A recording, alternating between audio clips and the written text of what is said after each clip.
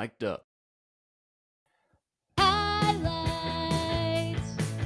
from Lowlifes. This is that awkward moment where we all smile and pretend we're happy while the theme song plays. From Lowlifes. Ow, it hurt my neck. Ow, ow, ow, ow. Well, good evening, everybody, and welcome to episode 77 of the Highlights from Lowlife show, Woo-hoo. the show that Dang. answers the question, can just anybody get a podcast? So, quick backstory. We're guys that play baseball together in men's adult league. During COVID, we started doing Zoom calls, happy hours, where we'd all gather just to check in on each other and to still feel that camaraderie we get on the baseball diamond. And it evolved into kind of a thing where we did top 5 ranking things. And our illustrious Mr. Weber one day was having a conversation with the people from Mic'd Up, told them about it, and they said, "Hey, that would make a great show." So that tells you about their judgment. It tells you about us, and here How we are. desperate we were. Yeah. Yeah. Or they were. Rob always Could be. says we're a proof of concept show, and the concept is 4 knuckleheads can press a button and do a show. So Sometimes we are joined tonight, of course, by Mr. Weber, Marty Clip-On Ty Brown, and back with us this week is Mr. Brent Teddy Bear Tetlow. So Hey! we've got a cast of clowns here that are going to discuss the top 5 blunders in sports history. So this should be pretty fun. I think we're going to hear a lot of funny things, and let's dive right in, shall we? Marty has been rocking in that chair like he's got a good one to start off with, so I'm going to send it over to him. Nah, I gotta get started though. It's my uncomfortable shorts. That's all. I'm sorry, but They're anyway. not self-correcting. I'm not quite. Crawlers. I'm not quite retired yet. Give me a break. Well, we just had an interesting. I wouldn't call it a game last Sunday, but an interesting event. It was a game maybe for the first quarter, but the it's difficult when things go wrong on a big stage, such as the Super Bowl or the baseball playoffs or something like that. And let's just start something kind of easy and simple.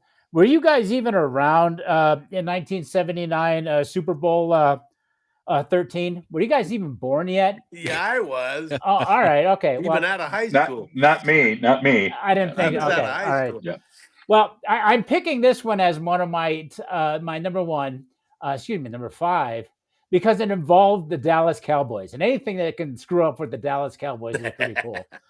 And I must yet the guy who dropped the ball is now in the Hall of Fame, but it was go back and look at the highlights of Super Bowl 13, and you'll never see a player more wide open in the end zone than a tight end, Jackie Smith. Oh, yeah. Who had all the time in the world. The ball was right on him, and he drops the ball.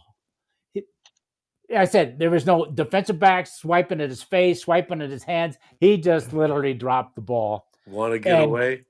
Yeah. We did after the game, because guess what the final score was? They lost 35-31. Oh, wow. To the Pittsburgh Steelers. Ouch. So he's again, the Hall of Fame tight end that was like known for. I mean, he only had like 10 or 12 drops his whole career. Exactly. Yep. Yeah, and on the big stage, it's more delicate, more exacerbated, more big in the Super Bowl.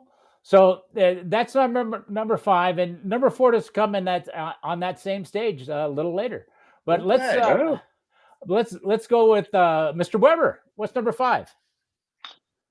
I'm gonna go with another football one.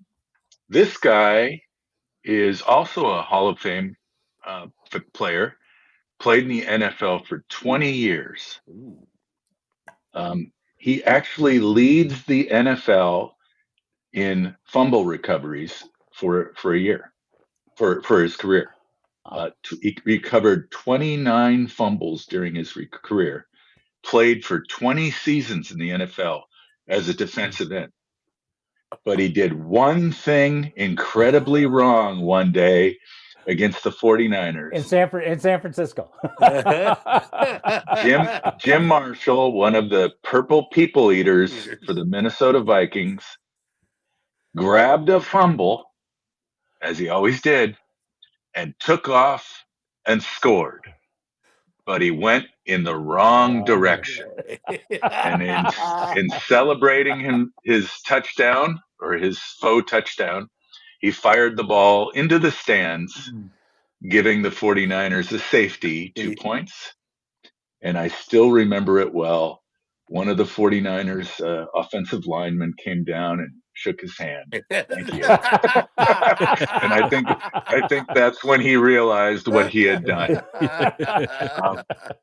This took place in 1964, so it was towards the beginning of his career, a really long career and a great career. Yeah. But he'll always be remembered for being the wrong way guy, Jim Marshall. So that's my number 5 pick. Yeah, That's a good one. That was good. Yeah. All right, Brent, what do you got? Oh, well, it's a baseball one, and it's a very famous baseball one. I don't know if all our listeners out there, both of them, would know this. I know you guys do, especially Marty. But what does that mean? Merkel's boner, or should I say Merkel's bonehead play? Oh.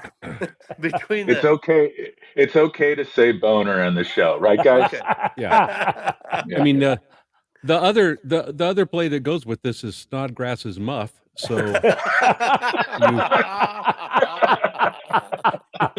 but, we're covering it all, folks. Yeah, literally. The game between the New York Giants and the Chicago Cubs in 1908. So the game was tied at 1 at the bottom of the ninth. The Giants had Moose McCormick on third base and Markle on first. And the Giants batter, Al Bridwell, single, drove in Moose McCormick, and Merkel, thinking that the game was over, jogged over off the field before touching second base, meaning the play was still alive. And the Giants rushed the field thinking the game was over. The Cubs never had a chance to throw out Merkel. The umpires got together and deliberated, and it was determined that the game had to be replayed. And the Cubs won the match and ended up securing the National League pennant by 1 game. So you have to finish the play, fellas, That's before right. the game is over. Everybody has to touch the bases. And And it was been deliberated whether he really did touch the base at second base, or whether the ball that they went and tagged second base with was the same ball that they put in play. Lots of things that happened and back in 1908, and they didn't have instant replay at the time. But anyway, that's my number 5, is the famous Merkel's boner. So I didn't know this. I came up with that one too, Brent. Yeah. He was only 19 years He was old. 19 years old. Good Yes. God! Wow. Yes, And and he he was taking somebody's place. Yeah, One of he one only of the better played it. players. Yeah, he only played about 50 games, mostly as a defensive replacement. Yeah. It destroyed him. He was forever He was remembered for devastated. that play. Yeah. Yeah, he's famous because of it. But yeah, he was only 19 at the time, and I think he was a pinch running, or he got on base because No, he he was actually put got a in. hit. Yeah. Okay. he Good. got a hit. Okay. Mhm. All right. Robbie, what do you have? All right, I'm going back to football. Okay. He was kind of the gift that kept on giving in terms of blunders. Leon Lett. Oh no. On Thanksgiving, and this isn't the one that you would think it would be. Thanksgiving Day in 1993, Yeah. the Dolphins and Cowboys are playing. Yeah. And Dallas is ahead 14-13 with a minute to go. Oh, Now, yeah. it was, you remember, this is the stadium with the open center part of the roof, and there were sleet and hail and rain and everything. The weather was a huge factor in this game. But Miami was setting up for a game-winning field goal, and Pete Stoyanovich came out and kicked it. It was blocked by the Cowboys. The ball kind of bounced around on the ground. As soon as it stops moving, the referees will whistle the play dead, right? And that's it. It's a missed field goal and game over. Well, the ball's bouncing around on the ground. Inexplicably, Leon Lett breaks for the ball. And as he breaks for the ball, he slips on the sleet and ice that is on the field and actually makes contact with the ball, thus keeping it alive. At which point, the Miami Dolphins pick up the ball and advance it a couple 3 yards. And boom, all of a sudden, Stoyanovich gets to come back out and try for the game winner once again, which he actually puts through the uprights, and the Dolphins win 16-14. So Leon Lett not able to stop himself from losing the game. It's beautiful, beautiful thing. Yep. Excellent. All right. That was known as the dumbest play on Thanksgiving Day. Yep. No tofurkey for him. Man. Either in any way, shape, or form. You saw the guy. Yeah, and everybody was like away from the ball. The Cowboys are yelling, "Stay away from the ball! Stay away from the ball!" And from nowhere, here comes Leon, and he hits it with his knee. I think. Yeah. I think I was at my brother's house for Thanksgiving. Yeah, and the best part about that, being a Niners fan, and Marty will appreciate this because you look over the sidelines. Jimmy Jones has got his hands up in the air. He's celebrating because they blocked the thing. Yeah, right. And yeah. Troy Aikman's hugging Michael Irvin, and everybody's really happy, and everything's good. And then, what's going on? What's going on? Yeah. Not so happy anymore. No, well, what did he do? He did what? There's a clip on YouTube where you can hear Irving Fryer, because the camera guy and the microphone are right by Irving Fryer on the Dolphins sideline. He must have said it 40 times. Are you effing kidding me? Are you effing kidding me? Are you effing kidding me? So, all right. Anyway, that's a good round 5. I think we started off well. Nice. Yeah. It'd be interesting to see, because we're all a big baseball and sports nuts. I think we can tell our stories as we go to round 4 and round 3 by just giving it a name, whether it's a person's name or something. We all have the memories of it. So all you have to do is mention, I look back at mine, and I can just give you 2 words for each of them, and everybody goes, "Oh yeah," everybody will go, "Yeah." Like you're saying about Leon Lett. Yeah. And right. So let's see what happens. Go ahead. Who do you like, Rob? Well, no, you started last round. I was going to say you're rolling. Why don't you? No, what the heck? You are rolling. Go ahead and start us off, Marty. Okay. Super Bowl 7. Now, this was in 73, and you guys were not born yet, I'm sure. I was. But like I said, I can do it with 2 words. Hey, Marty, how old do you think I am? Intellectually 14. Wow. That's like at least 5 years older than I would have guessed. But the 2 words for this one is Garo Yepremian. Oh yeah. A great kicker. He is. He was, and I'm not sure. I was going to check to see if he's in the Hall. I don't think he is, but I'm sure he's in the Dolphins Hall of Fame. And it was that 72 season. It was that season they just rolled over everybody. They were undefeated going into the Super Bowl, and it looks like they were going to do it again. They were ahead 7-0, and Garo was coming out to do it's got it here in the notes. 49-yard field goal. And of course, it gets blocked. And then why he picks up the ball, I don't know. Because you go back, I looked at it on YouTube before I came on here. Both he and the snapper, the holder, are running for the football that has just been blocked by the Washington Redskins.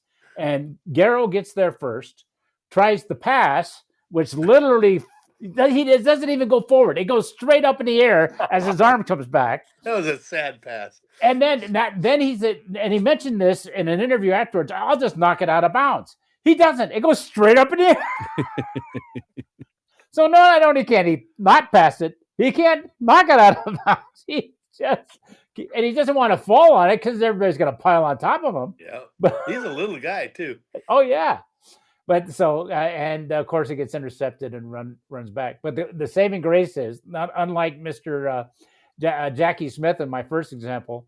That didn't cost them the game. So the Dolphins went on to win the Super Bowl. All right. But Yep. like I said, most of these can be summed up in one or two words. So Garrow your premiums, my number 4. Teddy Bear, take it away. Okay. Well, I'm going basketball. Contrary to what you might want to believe, a player on the 1993 Michigan basketball team was named Chris Webber. No relation There you to our go. Rob Webber, but That's right. maybe a He's long got lost 2 B's in brother. his name. Maybe a long lost To brother. what? To what? Bees. But Michigan was trailing the North Carolina Tar Heels 73-71 with just seconds left in the championship game.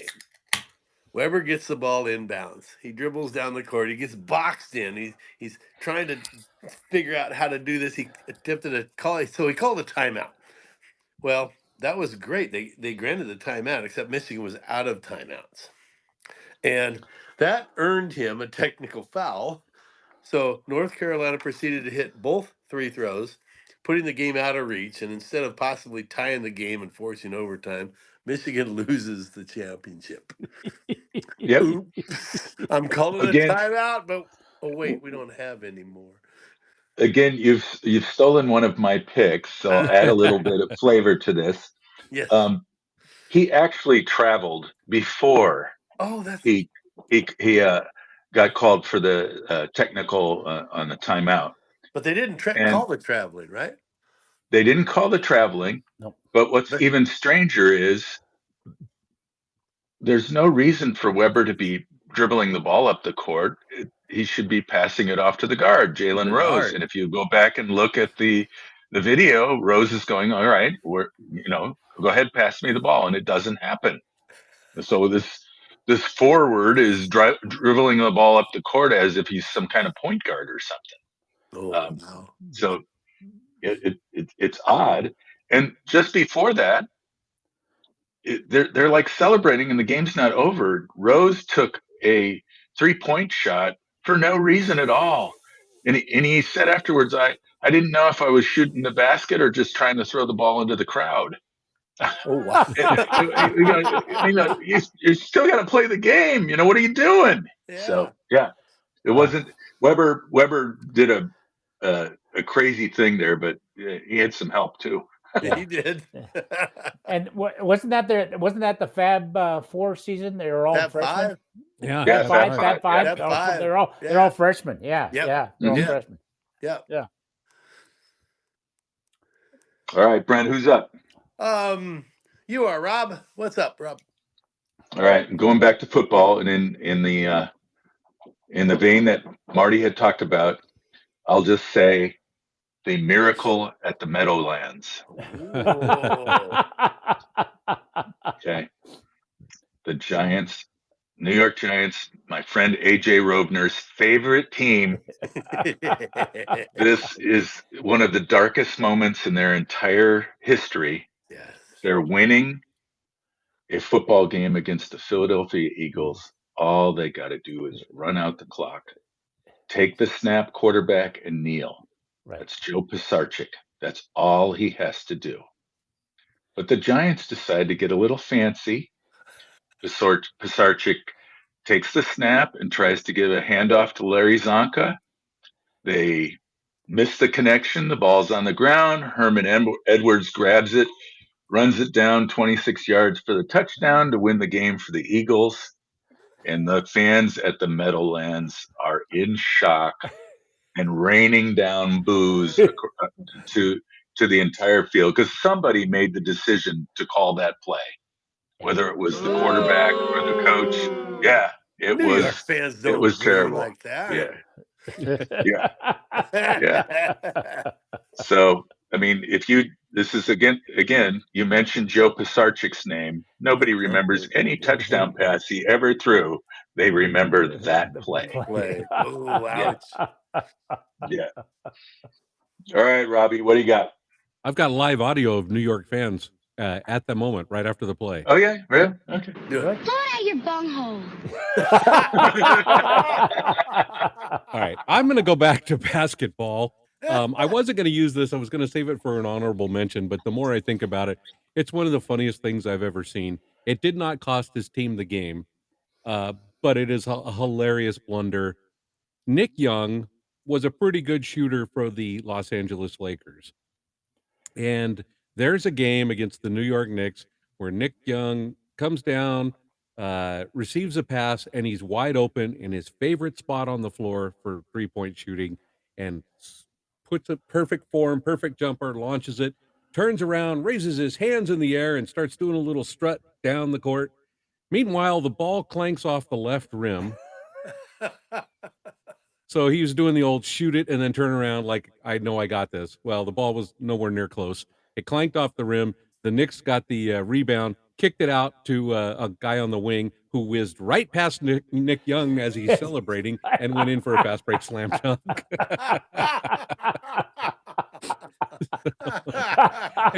The clip is hilarious because you can see he like looks back and doesn't realize it doesn't register with him that the ball missed, and it's hilarious. It's one of the funniest things I've ever seen on a sports field or court or anywhere. It's hilarious. So, yep, Nick Young, that's my number 4. All right, that's a good one. Well, that's 2 good rounds, and that brings us to my favorite segment of the show, segment we like to call "What You Drinking." And as always, the highlights from Lowlife show, whether it's in their best judgment or not. Almanac Brewing in Alameda, California, one of America's finest craft brewers, sponsors this show. And we actually love that, not only because they're good people, but the beers are fantastic.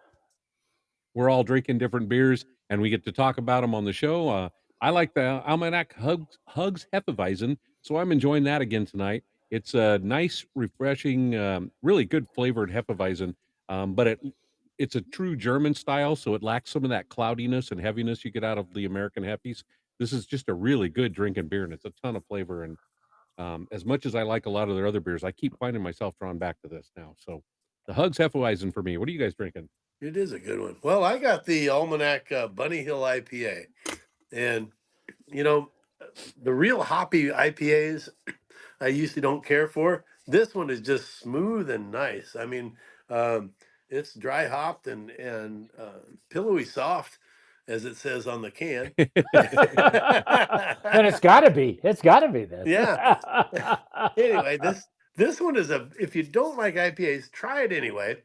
It doesn't give you that hoppy aftertaste. It's very good. It's a very good IPA. Try this one. Good What do you choice. guys got? Well, sometimes you just got to go back to the basics, and they make some great beers, but still, Head and Shoulders is their favorite. Oh, Is the True Kolsch, absolutely. and it's a great beer in the summertime because it's light and refreshing, but full of flavor. But again, full of flavor. So anytime. So it is truly the Almanac does some great job. And again, the Bunny Hill, the Hugs, but this is their best, I think. True Kolsch. All right. Robbie. And I am drinking the same thing Brent is, the Bunny Hill IPA. And Bunny Hill implies starter IPA. My favorite IPA with Almanac is Still to Love Hazy, but this is coming in a close second. I know drinking beer isn't always about the volume that you drink, but Is it? a lot of times with an IPA, I can only have one. This one I can have a couple and still enjoy it, because it's not too heavy. So I'm liking the Bunny Hill. Good Cheers, Thank stuff. you, Robbie. Yep. Well, thank you to Almanac, and we don't mean it any other way than the way it sounds. They really are one of America's great They craft brewers. truly They are. highly regarded. If you're in the Alameda area, make the trip over there. The brewery's great. They're fantastic people. It's a lot of fun there, and there's a lot of stuff to see and do. And tell them you heard about them from the highlights from Lowlife show, and they may take pity upon you. I doubt it, but Yeah. you might. You might. I said may. It Yeah, might. man. You know, those bozos. Yeah, another one of those. Oh, great. Oh, look, the other listener. Yeah. Oh, and by the way, I think we did get a what you drinking. Yeah, we did. Oh, yeah, we did. Cool. JC. What you drinking? Well, kind of dreary and gray out here. So turn on a porch light and have a porch light lager. Very nice. Like Very a nice. moth to a light. I'm drawn to this beer. Cheers, boys. Good job, JC. Good job. Haven't I heard that somewhere? I think. Yeah, I got to get a don't shirt made. Got to register that trademark saying. There you go. All right, let's get this back on track. Let's get to round 3. Webby, why don't you start us off this time? All right, I'm switching over to baseball. It's time. Let's see. I'm gonna bring one of our favorite Giants moments into play. Going back to the year 2000, Okay. Giants and Mets are playing. Tight game in August, and Giants got a couple runners on. Mets are leading 1-0. Bobby Estella is the catcher for the Giants, and he lofts a short fly ball into left field. Benny Agbayani settles under it, catches it, and hands it to somebody in the stands. Problem is, there's not 3 outs. Jeff Kent and Ellis Burks round the bases as Agbayani tries to get the ball back from the fan, who does not want to give it back. Giants take a 2-1 lead. I think they eventually won the game 3-2. And Oh, no. as is a theme with all of my picks, we all remember Benny Agbayani for one reason and one reason alone, and it's that play. Nice. He had a decent career, but everybody will always remember that play. Yeah. Giving the ball away with Right. 2 outs. Yeah. Yep. Wow. Yep. Wow. Not too. So that's my number 3 pick. All right. Oh, that's good. Robbie, what you got? All right. The Angels had won the first game of the 2005 American League Championship Series, and Game 2 was tied in the 9th inning. Kelvin Escobar struck out A.J. Pierzynski of the Chicago White Sox. Yay. Good. Which apparently was going to send this game into extra innings.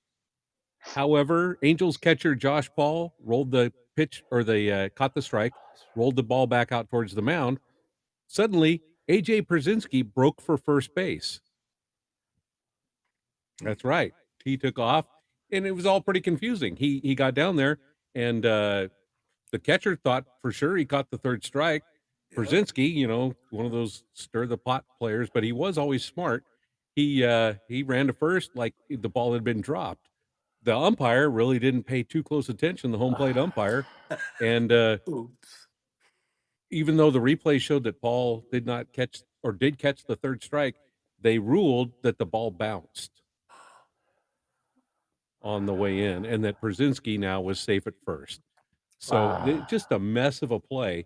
Who do you blame? Is the blunder on the umpire, or is the blunder on Josh Paul for not making it more blunder's on the clear that umpire. he had caught the ball? He's supposed to be paying attention. Yeah. Didn't they have replay at the time? No replay back in 2005. Okay. So the TV replays, but on the field, the umpire looked completely nonplussed after the pitch. Like he just kind of looked away, and then so somehow he decided to rule that the ball bounced on the way in. And if you don't see it, you don't call it, Blue. Come on. and then Pierzynski steals second, and then there's a blast off the wall. The White Sox take the lead, win the game, win the series, and go on to win the World Series against Houston that year. I'll be damned. So everything changed on the A.J. Boy, Pierzynski howdy. doing A.J. Pierzynski things. Yeah. There you go. He's Brent? infuriating, that AJ. All right. My number 3. Russell Wilson interception at the 5-yard line of the Super Bowl. Don't let my sister hear that. Okay. A game between the Seattle Seahawks and the New England Patriots, 2015. Seahawks had a first and goal on the 5-yard line, and they were down 28 to 24. A minute and 6 seconds remaining on the first play. Seahawks ran the ball with pro running back Marshawn Lynch. He got down to the 1-yard line. And instead of running it again with one of the toughest backs to tackle in the league, Seattle opted to pass. Wilson was picked off by Malcolm Butler, and the right there at the 2-yard line, and the Patriots went on to kill the rest of the clock and win the game. Now, how they killed the clock, everybody was really, really pissed, and there was a couple of unsportsmanlike conduct penalties to move them away from the 2-yard line. I mean, they could have tried to tackle Brady in the end zone or knock him back a little bit, but Seattle kind of lost their composure after that, and they ended up losing the game and losing the Super Bowl. Yep. Yeah. So Wow. everybody remembers the why didn't we hand it to Marshawn? I remember the interviews with Butler too, and he said that they were watching tape and they ran that play twice during the season, and it was a Yes. certain setup that they didn't use for any other play, and he recognized it, and he said, I knew exactly the spot that I had to run to. He He didn't jumped the try to route. cover the guy; he ran to the spot, Yeah, and he that's how jumped he the route. intercepted the pass. Uh-huh. Unbelievable. Yeah, that Wow. was awesome. Yeah. That is great. That is great. Yep. Marty, what do you got? Well, I'm gonna bring back some more Giants memories. Let's just be nice. Let's call it memories. Okay. And again, we don't need highlights. We just need names. Ruben Rivera. Oh, It was the worst. It was John Miller, the great John Miller, who we all love and adore, called it the worst base running in the history of the game. In the history of baseball. In the history of the game. And all you have to do is play. And I did it this afternoon. Just put up Ruben Rivera base running, and there it is on YouTube. And you can't walk someone through this. I can't explain it to you. You got to see it for yourself. He's on first, long fly ball from Marquise Grissom against they're playing the Rockies. A long fly ball, the center fielder boots it, and our hero was on first base, came around second, then realized the balls wasn't caught. That he's got to take. Wait a minute, I know. Well, it was caught, so he has to tag up. And no, it wasn't caught. And then and then the play gets exacerbated. He goes to third. He's going to be safe at third, and all this terrible things are happening. And then, but the Rockies can't field the ball. They throw to the third, gets away from the third baseman. He thinks he's going to score. Oops. I think I said you can't. Yeah. Please pull it up on YouTube. I can't give it justice. Pull it up on YouTube. If you watch it on Ruben YouTube, Rivera, I think base running. It's only like 20 minutes long. The running around. And what you have to understand, Marty, is he's not alone in his ineptitude. I mean, he was terrible as a base runner, but to have to run all that is mostly because the Rockies were so poor on fielding and catching in the entire play. Yeah, right. I think they had a commercial during that play, didn't they? Yeah. Just terrible. Yeah. That's a good one, Marty. Yeah. That's a good one. Very good. That's a good one. Thank you. Okay, so I think I completed that round, didn't I? I think you did. Okay, we're moving and shaking. Teddy Bear, start round 2. Okay. 2 words. Jim Joyce. I hope he was going to be. He was on my list. Yep. Yeah. June 2010, missed the call, costing the Detroit Tigers pitcher Armando Galarraga a perfect game. A weak ground ball to second base was fielded. He flipped it over to Galarraga, covered the first base in time, but Jim Joyce called him safe. Even the replays, they didn't have it enforced at the time, and it was obvious. But the Detroit Tigers still won the game, but the blown call cost Galarraga a shot at immortality. Yeah. Jim Joyce acknowledged his error, and he wrote a book with Galarraga called "Nobody's Perfect." Oh wow. Oh, that's Yeah. great. That's Yeah. great. Later on, Yeah. they collaborated for a book called Yeah. "Nobody's Perfect." Yeah. and I'll tell you what, Galarraga couldn't have been any more Magnanimous. Yeah. Mhm. magnanimous Yeah. Wait, with his attitude after that Marty, call. not only did you pronounce it correctly, you used it within the proper context. It's a first for everything. I'm stunned. It's a I'm first for everything. And I couldn't have picked a better word, Marty. And, That was and on awesome. on that note, I'm retiring. Goodbye. Good for you. Good for you. But anyway, that's man. I feel so bad uh, Yeah. for that, and I'm sure Jim does too. But there's nothing they could really do about it. He Right. made the call, and you got to go with it. Yeah. I still contend to this day, though, that if he had gotten the no hitter, Armando Galarraga would just be one of the 80 or so guys that have gotten no hitters in history, and we would not remember his name.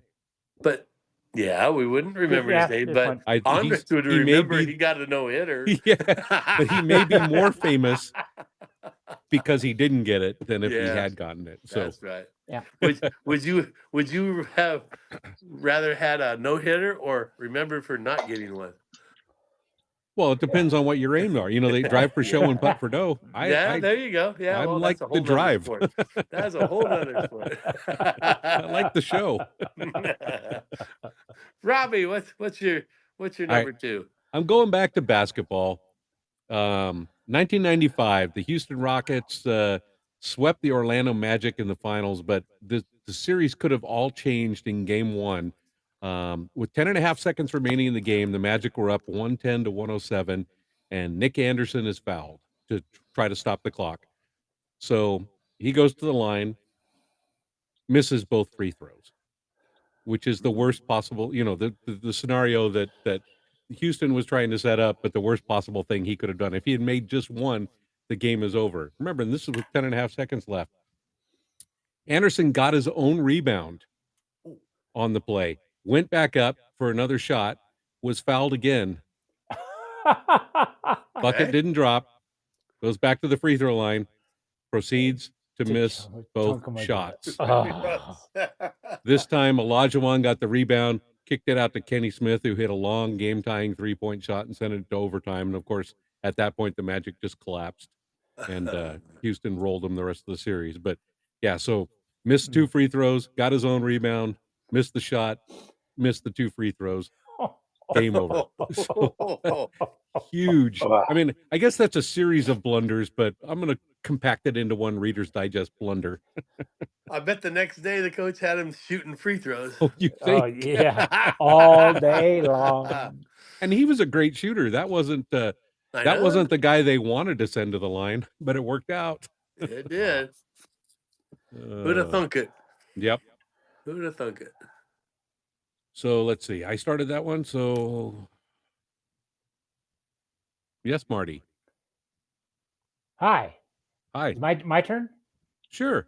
Okay. You raised your hand, so I thought You were kind of not sure who to go to next, thinking you Yeah. were the last one. Well, so when the hand went up, and I made my decision. What a guy. What a guy. Okay. My last two picks, I kind of looked at these and I thought, yeah, they were blunders, but the after effects were so horrendous. It makes you wonder. We love sports and we all have a lot of fun, but sometimes it gets out of hand and it really ruins a few people. So 2 and 1 are going to go down a kind of a dark road, and I'm sorry about this. But and again, just two words: Steve Bartman. Yep. Yeah. the ultimate wrong place at the wrong time. Yep. I really don't need to tell anybody about the story. I'm sure everybody knows about it.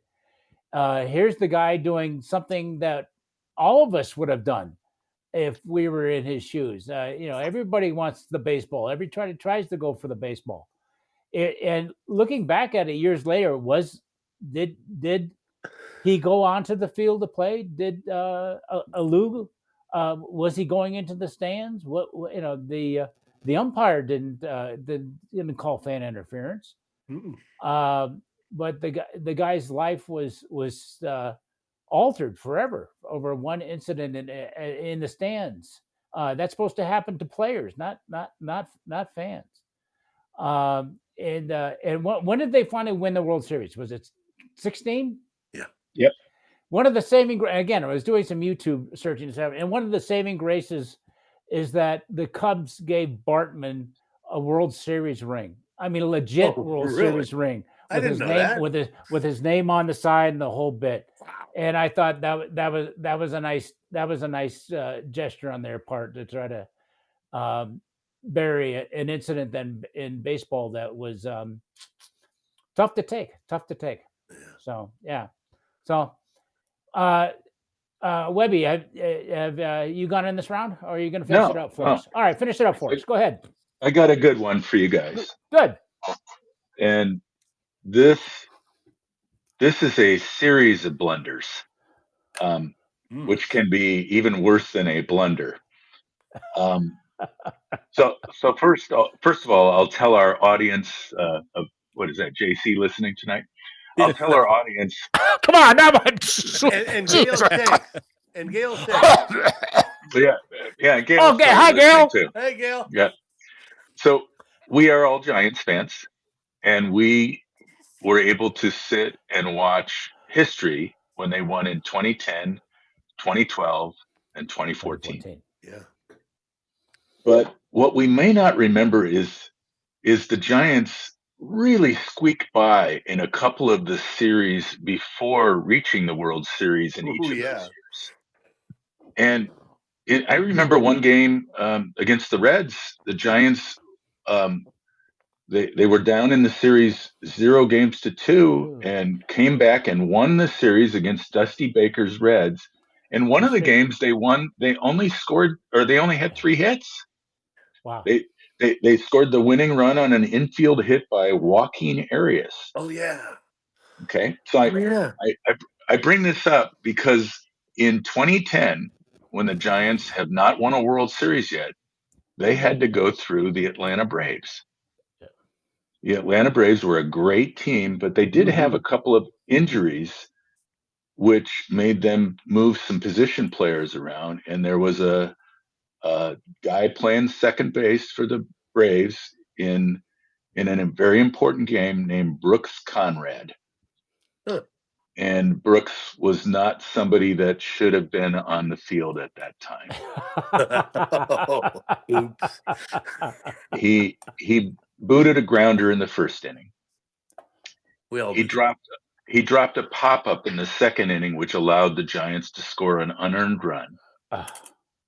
And if you remember, and this is a glorious Giants moment, if you look at the videos, Buster Posey hits a routine ground ball to second base, which is going to be the final out in the 9th inning, and it goes right through Conrad's legs, and the Giants win the game. I remember that one. Yes. So this poor guy made 3 errors in a pivotal game that the Giants won 3-2. And he was responsible for handing them 2 of their 3 runs. He was devastated and pretty much didn't play in Major League Baseball after that. So Brooks Conrad, that's my series of blunders, and it turned out well for the home team, but I wouldn't wish that on anybody. No, you strive your whole life to get to the big leagues. You make 3 plays like that, and then you're gone. Yep. Oh, that's terrible. You guys remember him? Oh, Brooks yeah. Conrad? Right? Oh yeah. I remember the until play. you just brought it up. I remember that now. Yeah. It was Yeah. Yeah. I remember the play. Yeah. Not his name. All right. Ouch. Well, that completes the round. Yeah, I think Completes the so. round. Yep. All right, that We're brings doing us good. to a segment that I previously have called, but as I understand it, I might be calling it from here on in. Yeah. So let me turn it over to Mr. Weber to talk about Mic'd Up. Yeah, I've let the guys know I'm probably just going to spotlight one show on the Mic'd Up Network each week, because we've got some different shows that are flowing through the network, and I want to spend some more time on each of them. So this week I want to talk about the Rovner Report. It's my friend AJ. Hey, Went to AJ. fantasy camp with his dad, and Yep. AJ is And his a uncle. journalism grad from Penn State University. He is the ultimate hustler in sports. He's working for the New York Giants. He's working for a couple of minor league teams in basketball and hockey, and just he's all over um, in covering sports. And he's joined the Mic'd Up Network, and he's doing a show called the Rovner Report. And what that has evolved into is several different shows. There's one where he follows his beloved New York Giants, and that's a tough one for him. Ouch. I know, I know.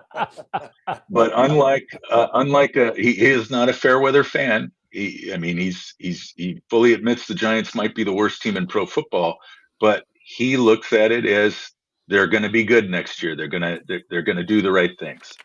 He is a huge New York Rangers fan, and there is a show once a week with his friend Steve, and they cover everything Rangers, including what just happened at the trade deadline.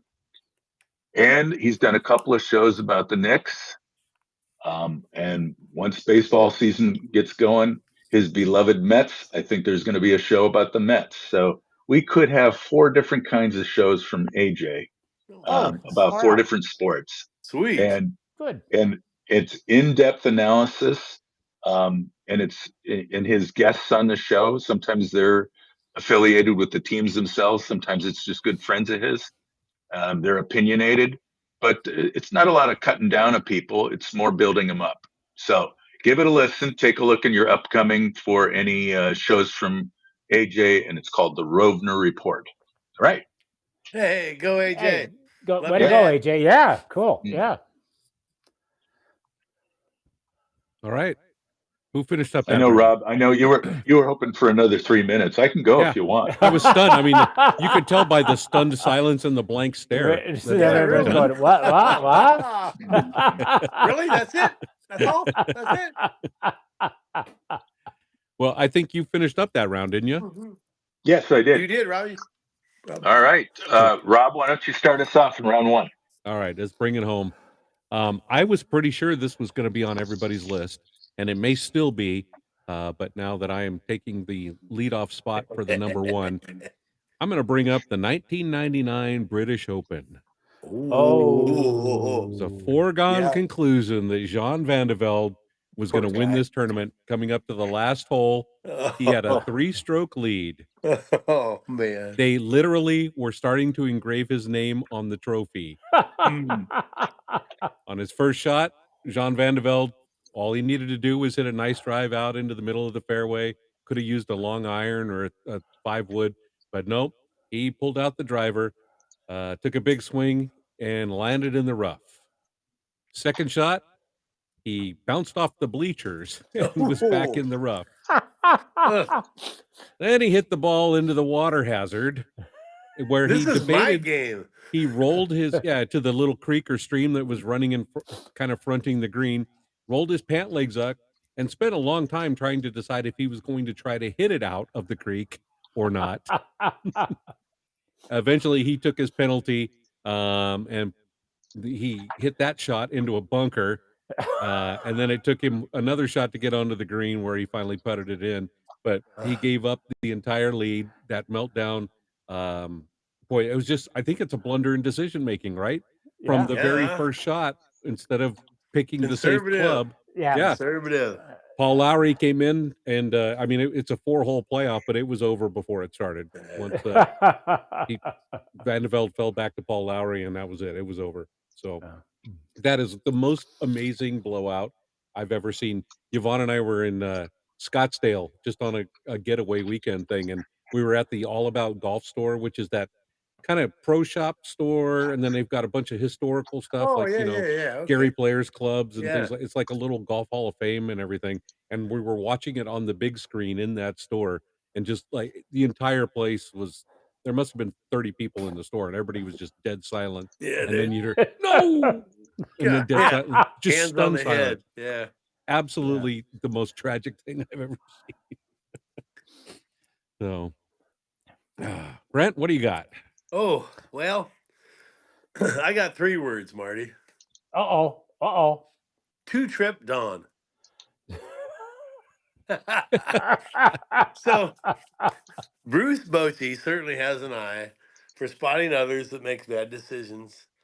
So in a July 2010 Dodger Giants game, after Joe Torre was ejected due to Hit's Batman issue earlier in the game, Bochy took the rule book and stuck it directly up Don Mattingly's keister. With the Oh, Dodgers leading 5-4 with a bases loaded situation in the ninth, Mattingly decided to go do a mound visit check with his closer, Jonathan Braxton, That's who right. was one of the best closers that year.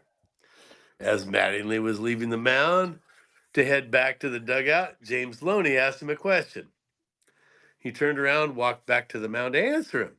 Well, technically, he stepped off the mound and returned. He returned to the same thing. So Yeah, that was stupid. Bochy was quick to point out that's his second mound visit, and the Yep. umpires crew agreed Braxton must leave the game. So naturally, in came an ice cold George Sherrill, and the Dodgers wound up losing 7-5. Now I know there was a lot of discussion and arguing, and I was watching the game, and George, before George came into the game, he did have a chance to warm up a little bit in the bullpen, rather than the when he gets on the just the 8th they get on the mound. So while they were arguing, he probably didn't even think he was going to get in the game. So mentally, he was probably unprepared too. But anyway, the Giants ended up winning that game because of Bruce Yeah. Bochy's quick There's thinking. just watching and thinking. There you go. Yep, Yep. watching and thinking, watching Yep. and thinking. Cool. Good pick. Yep. Who hasn't gone yet? Marty? Oh, Robbie. Yeah, Marty. I started with the 2 words, and let's see if it goes. This was a huge blunder, but it shouldn't. But again, the consequences were just insurmountable. Andres Escobar. Andres Escobar. Andres Escobar. That sounds so familiar. Okay. All right. The 1994 FIFA World Cup. Andres Escobar plays for Colombia. Oh, okay. They're playing the United States in the second game of the tournament, and he's diving to stop the pass in front of his own goal. It kicks off his leg and it goes into the net. It's what they call in soccer a own goal. It went into the net. He accidentally knocked it in, and that caused the USA to win 2-1. Oops. So the next round, in order to proceed, Colombia need to win their game, which they did, and the United States need to beat the Romanians, but that didn't happen. So that knocked Colombia out of the 1994 World Cup. Oops. Ooh. 5 days later, he's back in Colombia, and his buddies convinced him to come on out. Let's go have a drinks. Let's go out to the bar and have a good time. And at 3:00 in the morning, he's out in the parking lot. A car drives up. Give me a second. He was shot 6 times in a Ouch. parking lot. And the court testimony afterwards saying the guy who shot him with the gun said every time he shot the gun, goal, goal, goal, goal, goal. Oh, geez. This blunder It's cost just a this man game. his life. His life. It's just a game. It's just a game. Yes. And I hate to put a poll on a beautiful night. We had a great time, a lot of laughs, but sometimes these sports blunders can be taken way, way too far. Yeah. So, so tough. So It's tough. Well, thanks, I'm Marty. depressed now. I'm totally depressed. So Thanks, you know what that means? More almanac. Here we go. Oh, There we okay. go. All right. Almanac. I got the hugs now. I think, All right. Weber, you're taking to take us home. I'm it. All right, take us I'll home. bring you home. I'll bring you home. Okay. So those of you who have listened to this show, you know I'm a Cubs fan. Yeah. But when they won the World Series in 2016, that can never be taken back from the team. And I'm okay with whatever happens from now into eternity. But before 2016, not so much. 108 years of blunders. Yes. 1998, Cubs are playing a pivotal game in Milwaukee. It's the year of Sammy Sosa, the year of the home run. The Cubs are going to be in the playoffs. This is something that you don't see very often. The Brewers got something going, but there's 2 outs. What could go wrong? Yep. Jeff Jenkins at the plate, and he lofts a routine fly ball to left field, and under it comes Brant Brown. Now, mind you, I'm not watching this game. I'm listening on Cubs radio. Oh, okay. And announcer Ron Santo, who was a great Major League Baseball player, but not a very good announcer. Oh. All I heard, all I get to hear about what's going on is there's a fly ball to left, and the announcer, Santo, says, "Oh no!" We have no idea what that means. Finally, the other announcer breaks in, and the ball has kicked off the heel of Brown's glove. 3 runs score, and the Brewers win the game. Oh. So, what was going to be the pennant clinching game didn't happen. Now, fortunately, the Cubs got to play a game 163 against the Brewers and won it. Okay. And went on to go get into the playoffs against the Giants, and they lost in that playoff 4-1, I believe. But Brant Brown's career was over. He bounced around the major leagues for a couple more years, but again, this will define who Brant Brown is. That dropped fly ball. Yeah. Wow. So, Wow. Yikes. Mhm. Wow. So that's my number 1. Wow. All right. Cool. Well, we've got a string of calls here from one guy, so we could play those. You got nothing else, did? Oh, our fan? Our fan. All right. Oh, yeah, our fan, of course. But of course. Our fan. I can't tell what the order is, so we may go out of order with this. Most embarrassing moments? How about hockey? 2011, Hall of Famer Shea Weber tries to skate around his own net and gets caught in the webbing. Down goes Weber. Yeah. Oh, I got a new soundbite for the show. Hey, there you go. Yeah. Far out.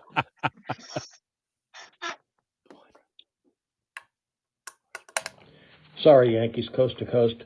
But World Series, inning 5, game 5, 5 unearned Dodger runs. Judge drops a can of corn in center.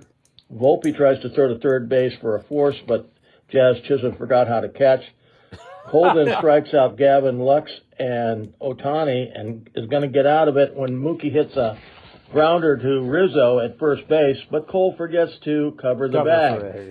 Want to get away?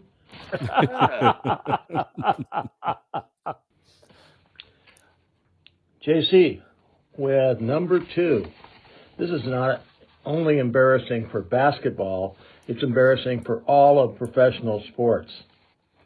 Latrell Sprewell signs a $21 million 3-year extension with the T-Wolves. Then says, why would I want to do anything for the team? They ain't done nothing for me. I have a lot of risk here. I have a family to feed. Oh, ouch. Now, I don't think this was his number one on paper, but it's definitely number one in our hearts. JC back with number 4. Football. Ontario Smith gets caught in the airport trying to smuggle his Whizzinator, fake schlong, on the plane so he can beat the pregame drug test. That's embarrassing. How about number 3, Howard Cosell, Monday Night Football, describing Alvin Garrett.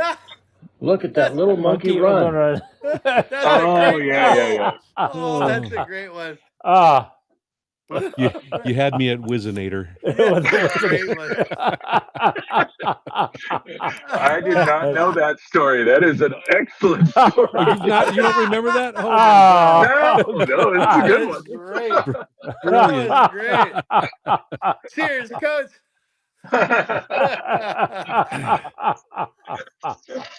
Oh, man. Well, I guess that leads to honorable mentions. Oh, I got one. Where's Bill Buckner? Yeah. Oh. Yeah. Yep. Okay. Poor guy. Yeah. Ground ball between his legs in the World Series. Oh, yeah. Couldn't get worse than that. Couldn't get any worse than that. Hey, how about 1984? The Cubs were close to going to the World Series again, and Leon Durham had his Buckner moment. That's correct. Oh, that's true. Yeah, he Tim did the Flannery same thing, from the Padres rolled the ball right through Leon Durham's leg. Tim Flannery. Yep. I've got another Leon Lett moment. Oh, yeah. Oh, yeah. The gift that keeps on giving. It is. Yeah, poor old Leon. But wait, there's more with Leon Lett's blunders. Super Bowl 27, the Cowboys versus the Buffalo Bills game. Leon recovers a strip sack fumble and was running it to the end zone. Well, about the 5-yard line, he starts to showboat a little bit, holding the ball up, looking at the crowd. Well, here comes Don Beebe up from behind him, knocks the ball loose before he crosses the goal line, and it rolls harmlessly out of bounds out of the back of the end zone for a touchback for the Bills. Yeah. Poor Leon. And let's add to the Bills. What about wide right? Wide right. That Norwood. Yeah. Norwood. Scott Norwood. Scott Norwood. Wide right. Marty, you did the Bartman game, right? Somebody brought that up.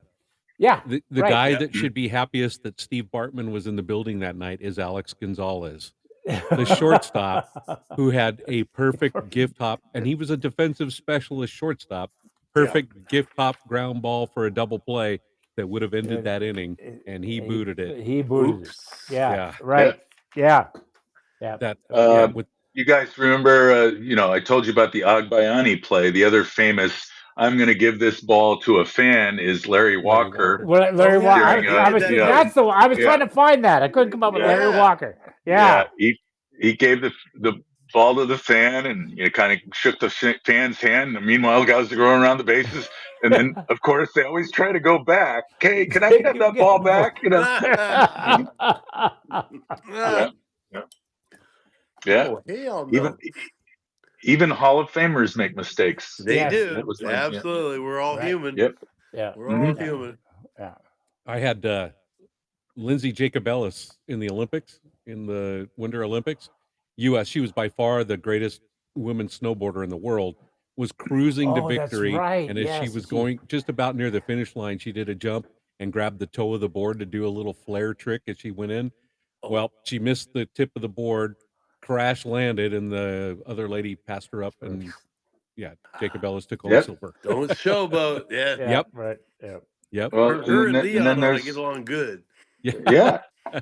And then there's, of course, the one we all grew up with, the blunder we got to see every weekend. A wide world of sports. The agony of defeat. That guy coming down the ramp. Nobody knows his name. It looks like You know what? It doesn't look like he has any business being in this sport. But Wow. He bailed out imagine at the last minute. going down that ramp and kind of deciding halfway, you know what? I don't want to do this I don't anymore. want to do I this think no I'm more. going to stop. And it went horribly wrong.